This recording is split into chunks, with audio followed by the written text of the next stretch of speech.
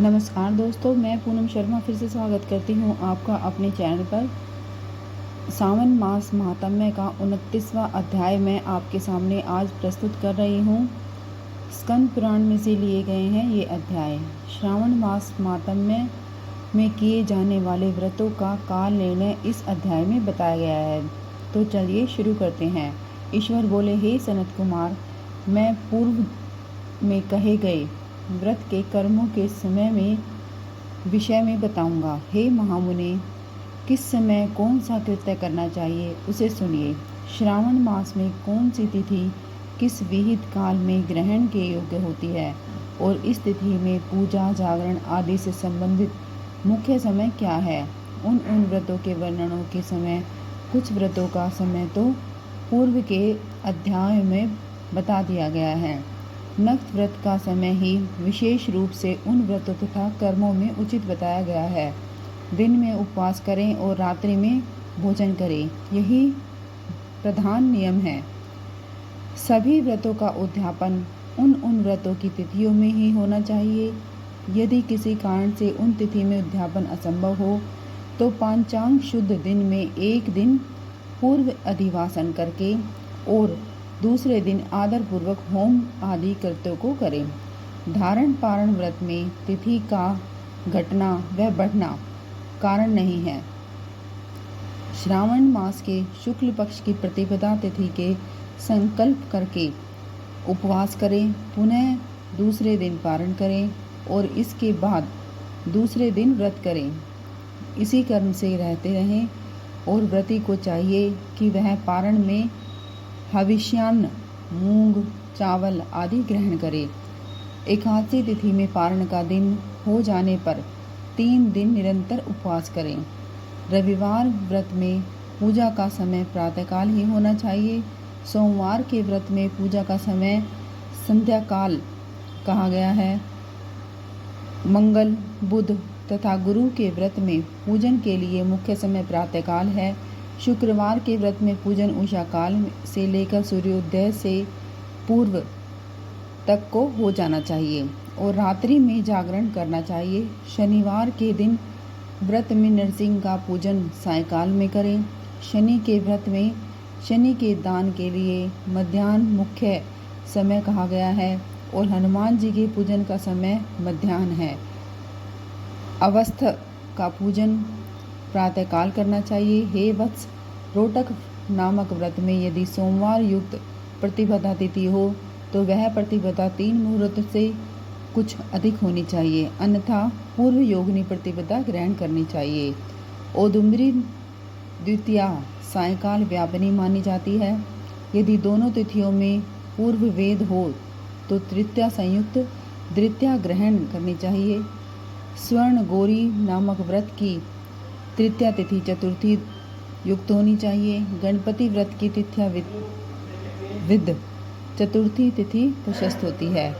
नागों के पूजन में षष्ठी युक्त पंचमी प्रशस्त होती है। सुपोदन व्रत में सायंकाल सप्तमी युक्त षष्ठी श्रेष्ठ होती है। शीतला के व्रत में मध्याह्न व्यापिनी सप्तमी ग्रहण करनी चाहिए। देवी के पवित्रारोपण व्रत में रात्रि व्यापनी अष्टमी तिथि ग्रहण करनी चाहिए। नक्त व्यापनी कुमारी नवमी प्रशस्त मानी जाती है। इसी प्रकार आशा नामक जो दशमी तिथि है वह भी नक्त व्यापनी होनी चाहिए। विद एकादशी का त्याग करना चाहिए। हे मुने, उसमें वेद के विषय में सुनिए। एकादशी व्रत के लिए अरुणोदय में दशमी का वैध, वैष्णव के लिए सूर्योदय में दशमी का वैध, समार्तों के लिए निध है। रात्रि के अंतिम प्रहार का आधा भाग अरुणोदय होता है।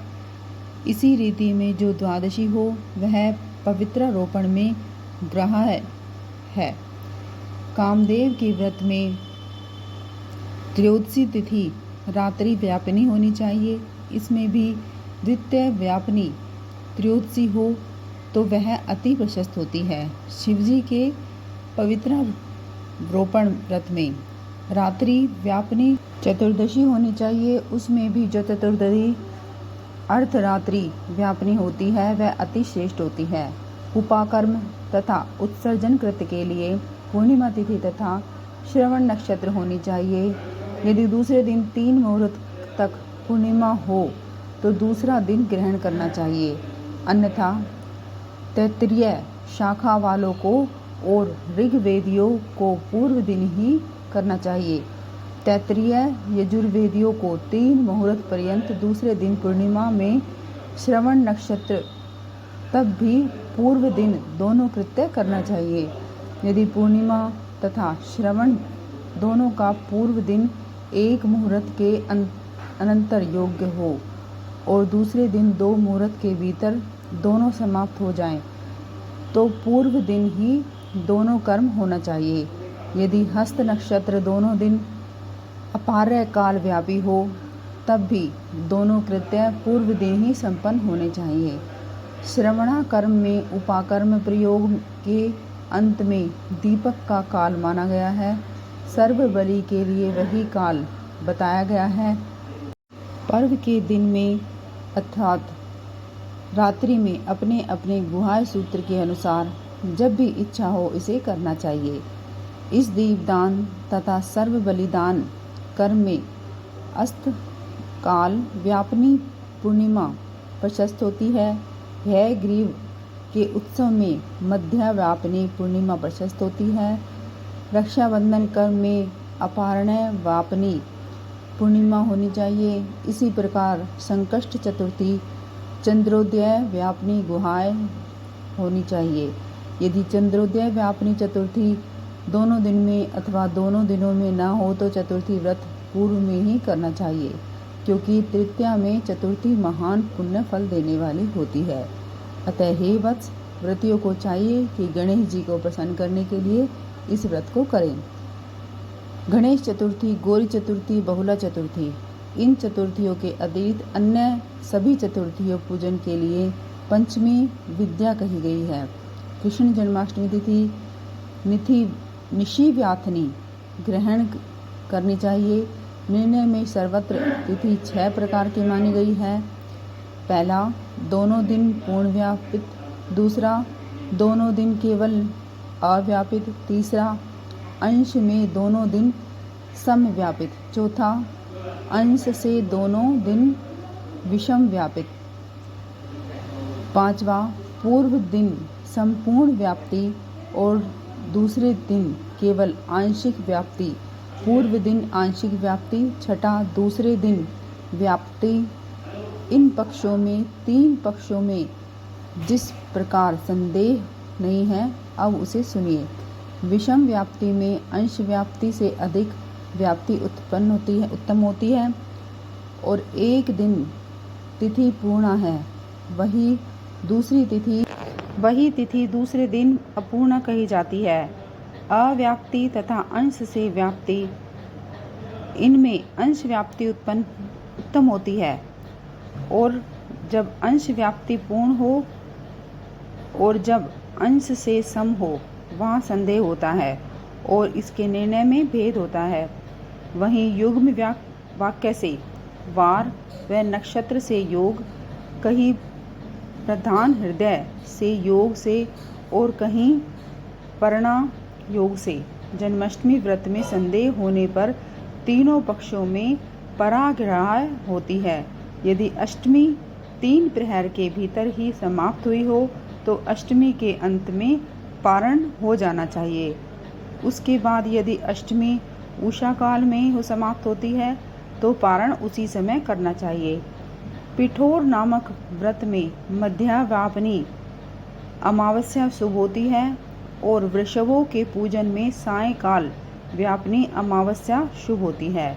कुशों के संचय में संगव काल, यह दिन में 5 भागों में से दूसरा भाग होता है, व्यापनी अमावस्या शुभ कही गई है। सूर्य के कर्क संक्रमण में 30 घड़ी पूर्व काल का काल माना गया है और पुण्य में मानते हैं। अगस्त्य के अर्घ्य का काल तो व्रत वर्णन में ही कह दिया गया है। हे वत्स, मैंने आपसे यह कर्म के कालों का निर्णय कह दिया है। जो मनुष्य इस अध्याय को सुनता है अथवा इसका पाठ करता है वह श्रावण मास में किए गए सभी व्रतों का फल प्राप्त करता है। इस प्रकार से स्कंद पुराण के अंतर्गत ईश्वर सनत कुमार संवाद में श्रावण मास माहात्म्य में व्रत निर्णय काल निर्णय कथन नामक 29वां अध्याय पूर्ण हुआ।